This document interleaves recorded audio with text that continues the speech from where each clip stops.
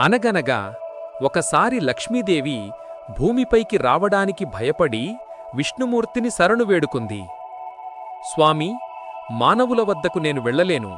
వారు లోభులు, బద్ధకస్తులు, విచ్చలవిడితనంతో నిండిపోయినవారు. కొంచెం సంపద చేతిలో ఉంటే చాలు, నా అంతవాడు ఏడు అని గర్వపడతారు. ధర్మమంటే మరిచిపోతారు. సంపద కోసం ఏదైనా చేయడానికి సిద్ధమవుతారు. ఇలా ఉన్నవారితో నేను ఎలా ఉండగలను స్వామీ అని లక్ష్మీదేవి మొరపెట్టుకుంది. అప్పుడు విష్ణుమూర్తి సాంత్వనతో చిరునవ్వు నవ్వి ఇలా అన్నాడు: లక్ష్మీదేవి, భయపడకు. నీకోసం నలుగురిని నీతో పాటు పంపుతున్నాను. రాజు, అగ్ని, దొంగ, రోగం. ధర్మబద్ధంగా సంపాదించి దానధర్మాలు చేసేవారితో నీవు ఎల్లప్పుడూ ఉండాలి. వారికి చిన్న చిన్న కష్టాలు వచ్చినా అవి తాత్కాలికం మాత్రమే.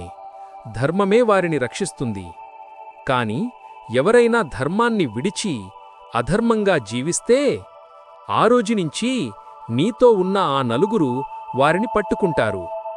రాజు వారి సంపదను స్వాధీనం చేసుకుంటాడు. అగ్ని వారి ఆస్తిని దహనం చేస్తాడు. దొంగ బంధువుల, స్నేహితుల రూపంలోనో లేక పరుల రూపంలోనో వచ్చి అన్నీ హరించేస్తాడు. రోగం వారి సంపాదన అంతా మందులకో వైద్యానికో కోల్పోయేలా చేస్తుంది. ధర్మం తప్పి ప్రవర్తించిన వారిని ఈ నలుగురిలో ఎవరో ఒకరు తప్పక పట్టేస్తారు. కాబట్టి నీవు నిర్భయంగా భూమికి వెళ్ళు. ధర్మం ఎక్కడ ఉంటుందో అక్కడ నీవు క్షేమంగా ఉండు.